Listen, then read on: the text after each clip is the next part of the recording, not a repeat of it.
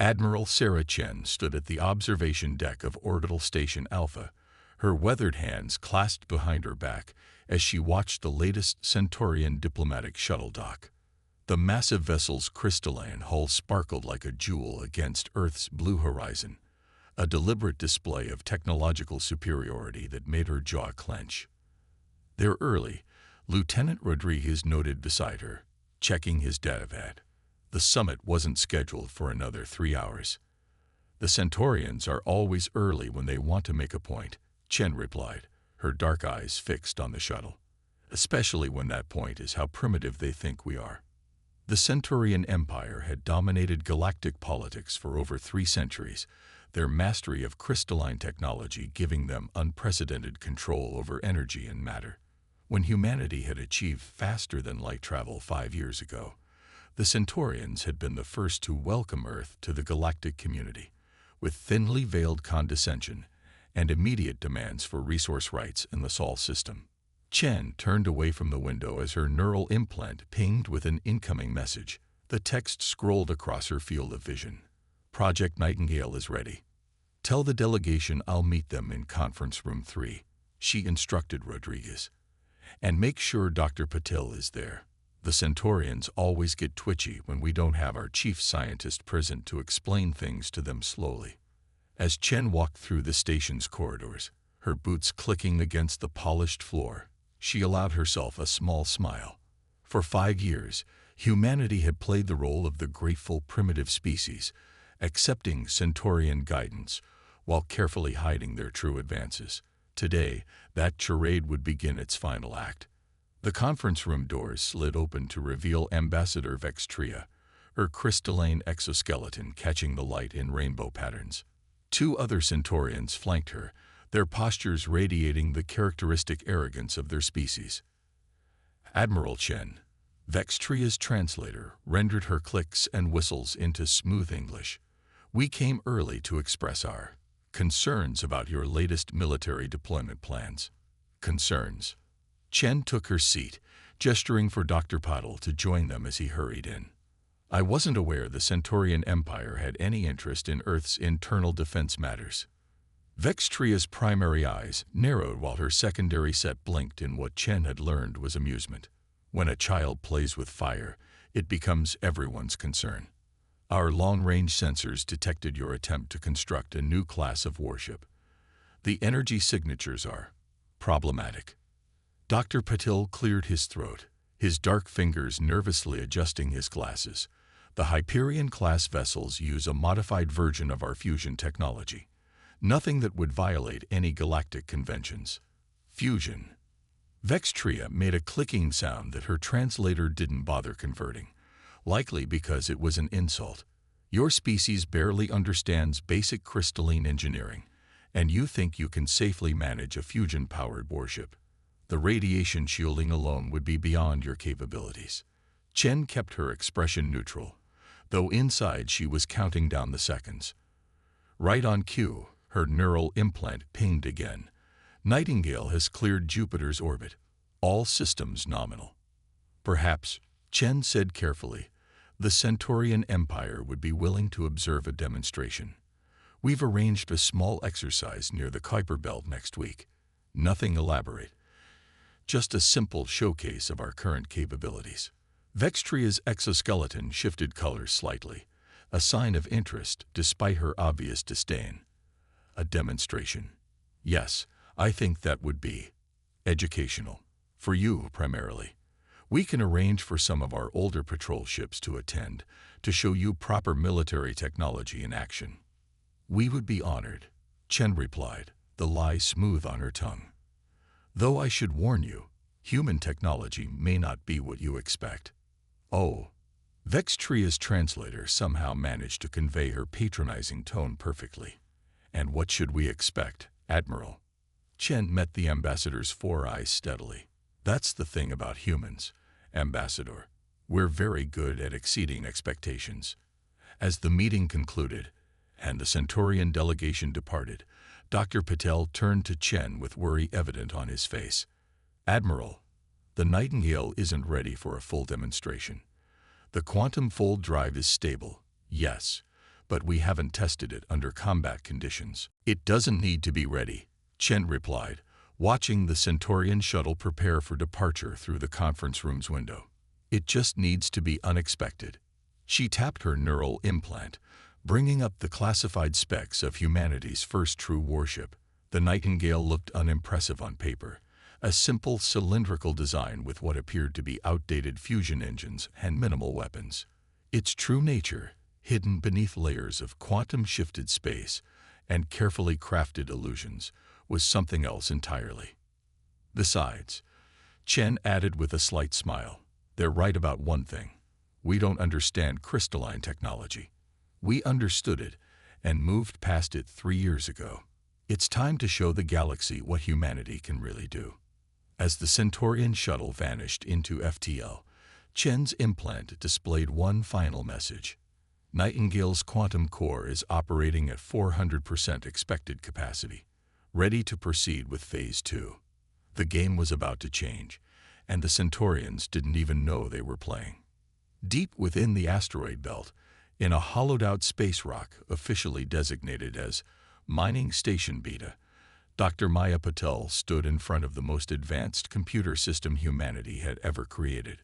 The quantum processing core pulsed with a soft blue light, its crystalline structure nothing like the rigid formations the Centaurians used.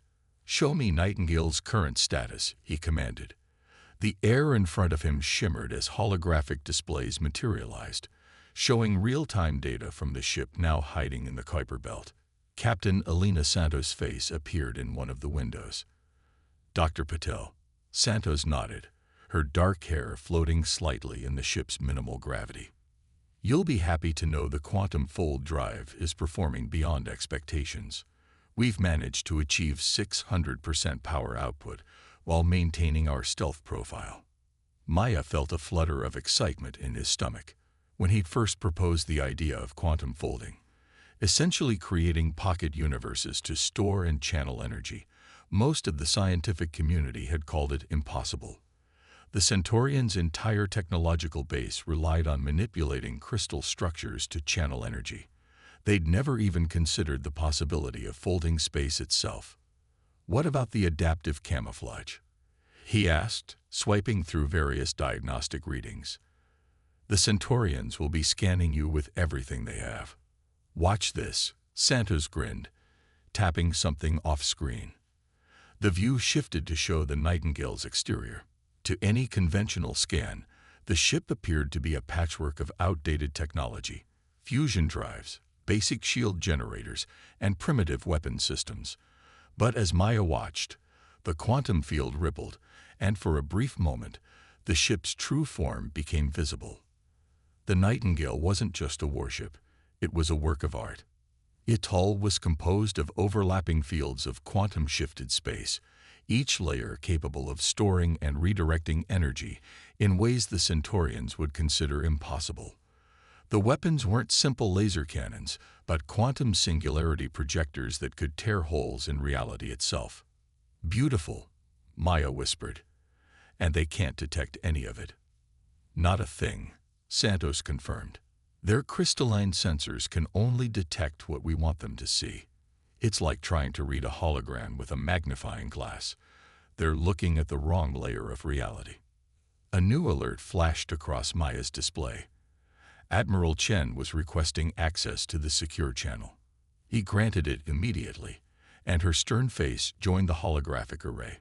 "Doctor, Captain," she acknowledged them both. The Centaurians took the bait. "They're sending 3 of their older patrol ships to observe our demonstration." Of course, their definition of older means vessels that could still outgun most of Earth's conventional fleet. "They're in for a surprise," Santos said, her expression confident. "Should we demonstrate the full capabilities of the quantum fold drive?" Chen shook her head. "No, we show them just enough to make them nervous. The quantum singularity projectors stay offline unless absolutely necessary. Remember, this isn't about starting a war. It's about preventing one." Maya pulled up another display, this one showing the quantum core's latest simulations. "Admiral, there's something else you should see." The core's efficiency has increased another 15% in the last 6 hours. It's learning. Learning? Chen's eyebrow raised. Explain. The quantum fields aren't just storing energy. They're optimizing their own configuration. Every minute the drive runs, it discovers new ways to fold space, new ways to channel power. It's like Maya paused, searching for the right words. It's like we gave it the basic principles of quantum mechanics, and it's writing its own advanced theories. Santos leaned forward in her command chair. Is it dangerous? No, Maya said quickly. The core's fundamental programming is hardwired into its crystalline matrix. It can't evolve beyond its basic parameters. But within those parameters, he gestured at the efficiency readings. We may have only scratched the surface of what this technology can do. Chen was quiet for a moment, processing this information. Keep monitoring it. Captain Santos, continue running stealth drills. When the Centaurians arrive, I want every aspect of this operation to be perfect. We get one chance to change the balance of power in the galaxy. Let's make it count. As the communications ended, Maya turned back to his quantum core. The blue light pulsed steadily, each wave representing calculations that would take conventional computers centuries to process. On one of his displays, the Nightingale continued its silent patrol, looking to all the world like a primitive vessel hardly worth noticing. In 3 days, the Centaurian patrol ships would arrive, expecting to find a primitive species playing at being a galactic power. Instead, they would discover that while they had been perfecting their crystalline technology for centuries, humanity had quietly leapfrogged past them into realms of science they hadn't even imagined. Maya smiled as he began his next series of calculations. The Centaurians believed that humanity's greatest weakness was their lack of advanced technology. They were about to learn that humanity's greatest strength was their ability to think beyond the established rules of what was possible. In the vast darkness of the Kuiper Belt, the Nightingale waited, its quantum fields rippling with untold power, hidden beneath a carefully crafted veil of technological inadequacy. The stage was set for a demonstration that would rewrite the rules of galactic politics forever. The 3 Centaurian patrol ships emerged from hyperspace in a brilliant flash of crystalline light, their angular hulls catching the distant sunlight like faceted jewels. Captain Alina Santos watched them approach on the Nightingale's main display, maintaining her ship's appearance of mild disrepair and technological inadequacy. Incoming transmission, Lieutenant Park announced from his communication station. The Centaurian flagship is hailing us. On screen, Santos ordered, straightening in her command chair. The holographic display flickered to life, revealing Commander Zixtal, his crystalline exoskeleton shimmering with what Santos had learned to recognize as barely contained amusement. Earth vessel. Zixtal's translator rendered his clicks into crisp English. We are here to observe your demonstration. Though I must admit, from initial scans, I'm uncertain what you hope to demonstrate beyond the need for significant technological upgrades. Santos smiled diplomatically. We appreciate your presence, Commander. Perhaps we could begin with a simple weapons demonstration.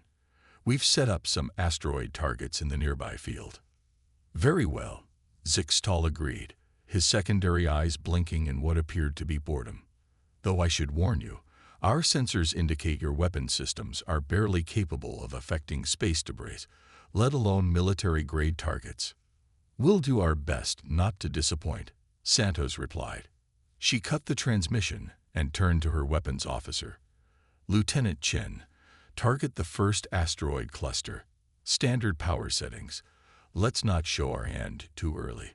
The Nightingale's apparently primitive weapons powered up, their energy signatures deliberately calibrated to match outdated fusion technology. The first shot struck the asteroid, creating a small, unimpressive explosion. The Centaurians are transmitting among themselves, Park reported, monitoring their communications. They're laughing, Captain. Perfect, Santos smiled. Now let's give them something to think about. Dr. Patel, bring Quantum Field 1 online, but keep it subtle. On the bridge's secondary display, Maya Patel's face appeared from his command center in the asteroid belt, initiating quantum fold sequence. Remember, Captain, the field's efficiency has increased another 20% since our last test. Be careful with the power output. Santos nodded, then turned back to the main view. Commander Zixtal, if you're not impressed yet, perhaps we could try something a bit more challenging. Would you be willing to generate a crystalline shield around one of the larger asteroids? We'd like to test our weapons against a proper defense system. There was a pause before Zixtal responded, his amusement now tinged with condescension. Very well. Though I should warn you, our most basic shield technology is far beyond your weapon's capabilities. The largest asteroid in the field suddenly gleamed with a crystalline lattice, the Centaurian energy shield forming an intricate geometric pattern around it. Santos watched her sensor readings carefully as the shield's power level stabilized. Lieutenant Chen, target the shielded asteroid. Quantum field 1 at 15% capacity, configured to look like a power surge. The Nightingale's weapons fired again, but this time, something was different. The energy beam seemed to twist slightly as it traveled, bending in ways that should have been impossible. When it struck the Centaurian shield, instead of dissipating harmlessly, it punched straight through, vaporizing the asteroid behind it. Silence filled both ships' communication channels. Impossible. Zixtal finally spoke, his translator struggling to convey his shock. Our sensors must be malfunctioning. That shield was designed to withstand impacts from capital ship weapons. Oh. Santos kept her voice casual. Perhaps we should try again with a stronger shield. We wouldn't want any sensor anomalies to give the wrong impression.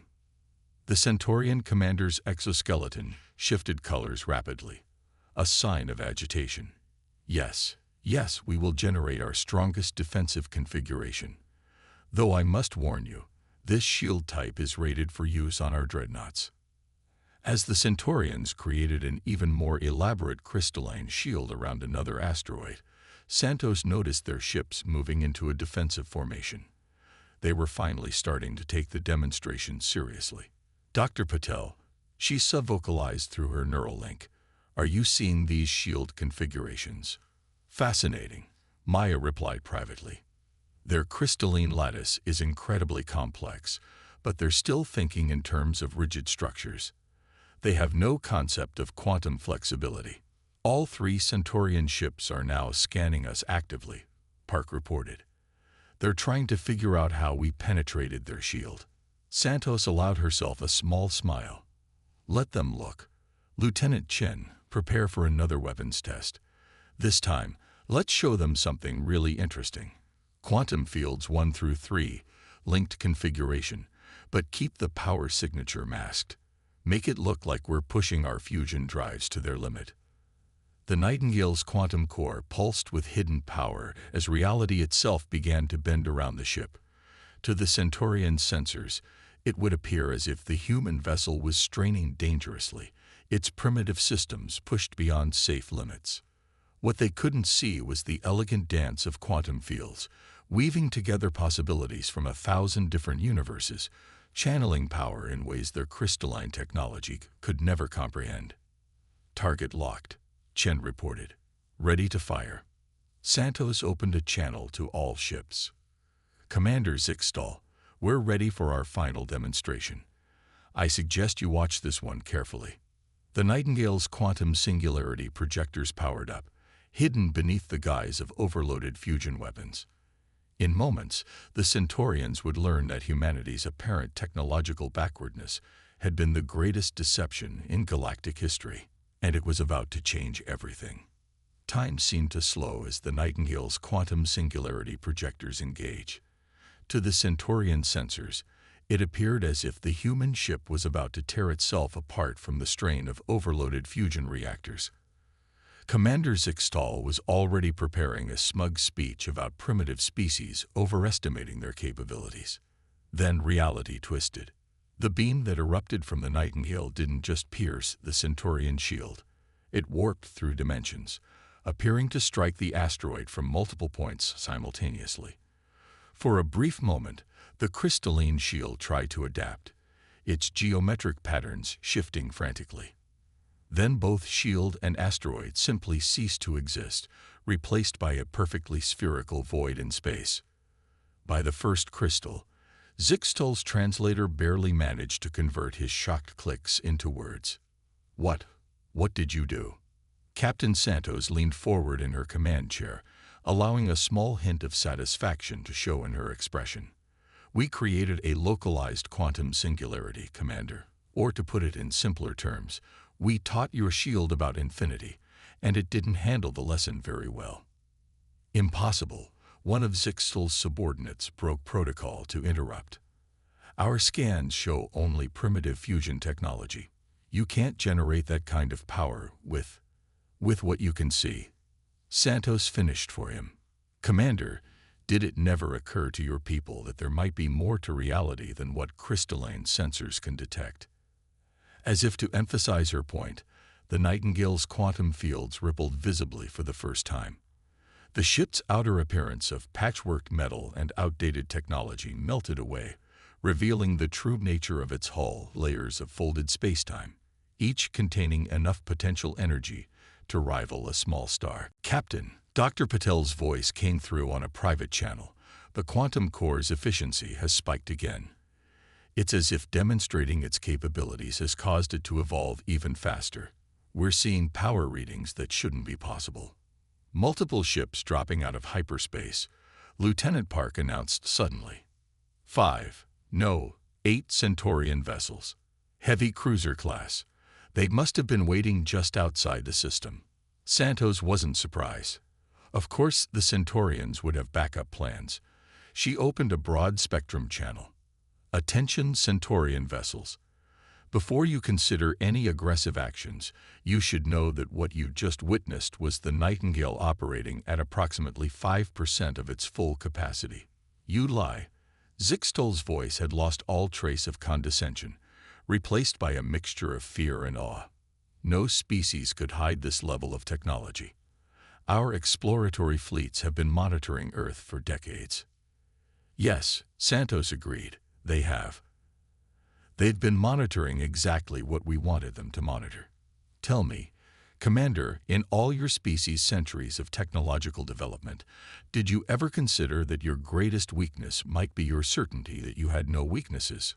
The quantum core pulsed, and suddenly holographic displays appeared on every Centaurian ship, showing detailed scans of their crystalline technology, scans that should have been impossible to obtain through their shields. "Your crystalline tech is impressive," Santos continued, "but it's limited by its very nature. It can only channel energy in ways that maintain its crystalline structure. We took a different approach. Instead of trying to control reality, we learned to fold it, to create pocket universes where the normal laws of physics are more suggestions than rules. The Empire will never stand for this deception," one of the heavy cruiser commanders declared, though their ships maintained a conspicuously safe distance. "The Empire doesn't have a choice." Admiral Chen's voice cut in as her quantum signature appeared in the system.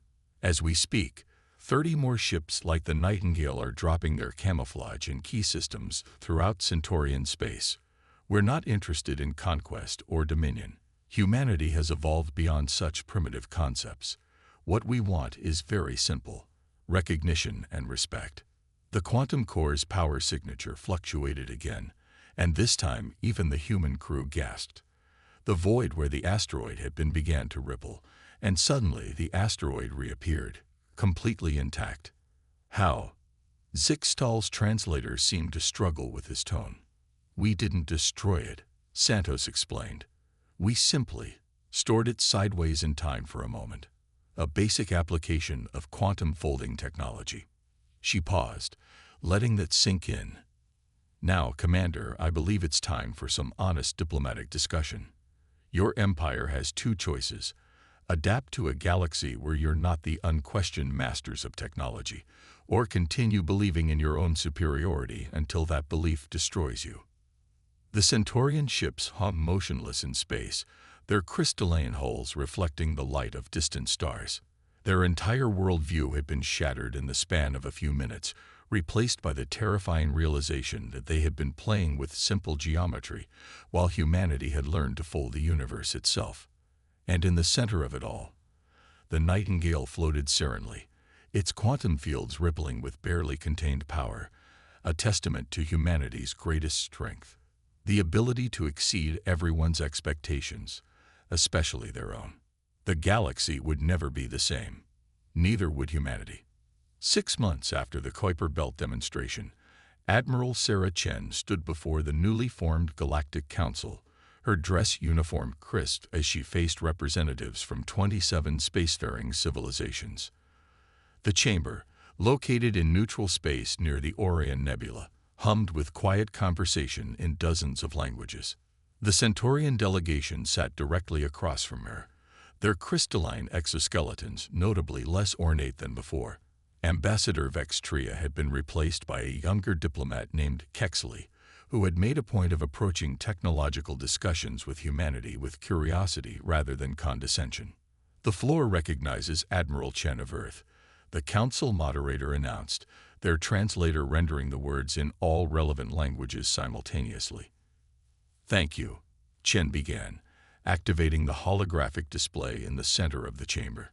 6 months ago, humanity revealed technological capabilities that many thought impossible. Today, I'm here to explain why we chose to hide these advances, and more importantly, what we propose to do with them. The quantum core-powered hologram showed the Nightingale, its quantum fields now openly visible, alongside diagrams of conventional crystalline technology.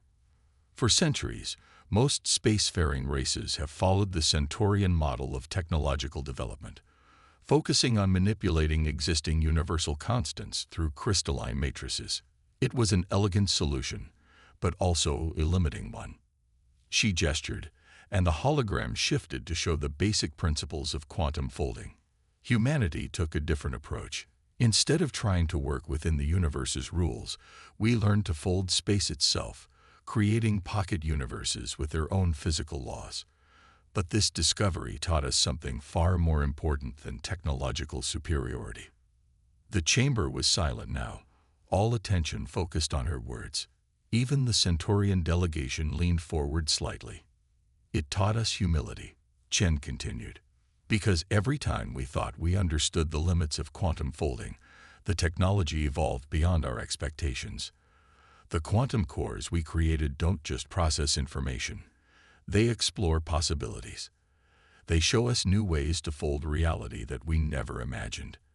And that constant reminder of how much we don't know has become our greatest strength." Dr. Maya Patel stepped forward next to her, his presence requested specifically for this session. "The quantum cores have revealed something extraordinary," he added.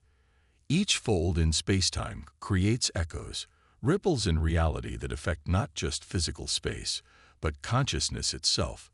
We believe the universe isn't just a set of rules to be followed or broken.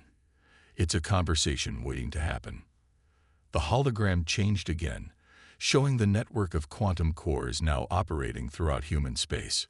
"Which brings us to our proposal," Chen resumed.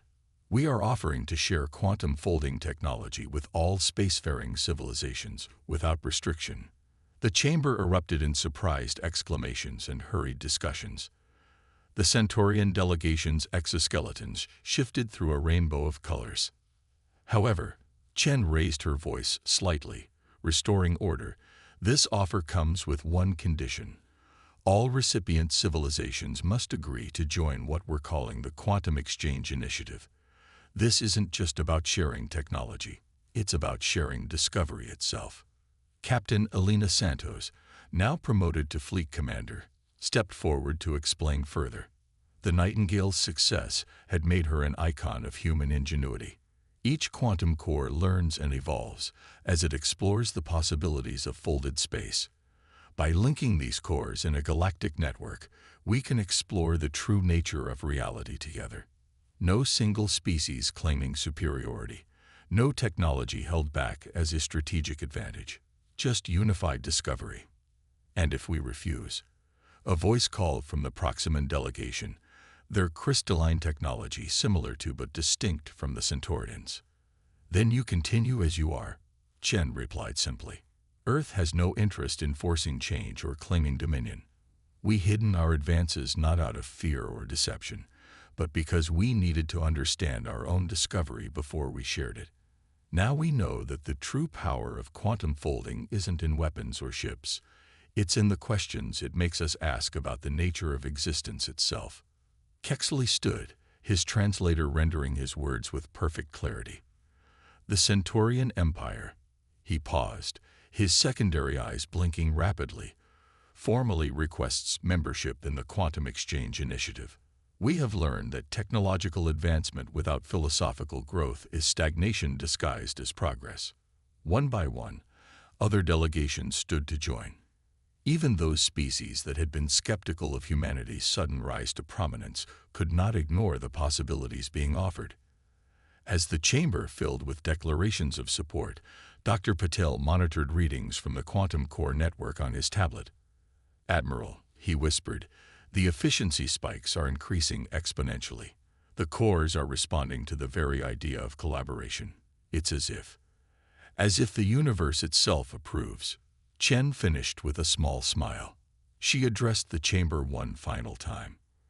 For too long, advanced civilizations have seen technology as a means to power. Today, we begin seeing it as a path to understanding.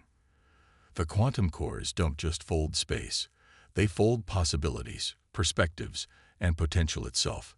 Together, we're about to embark on the greatest exploration in galactic history. The hologram above them shifted one final time, showing a visualization of quantum fields interacting across vast distances, creating patterns that looked almost like neural pathways across the galaxy. Humanity had started this journey by pretending to be less than they were, only to discover that their greatest achievement wasn't technological superiority, but the wisdom to know that true advancement could only come through unity. As the council session concluded, and the various delegations began their excited discussions about implementation, Shen looked out at the stars visible through the chamber's transparent dome. Somewhere out there, the Nightingale continued its patrol, no longer hiding its true nature.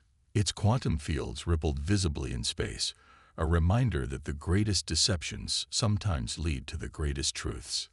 The galaxy had changed forever, and with it, the very definition of what was possible.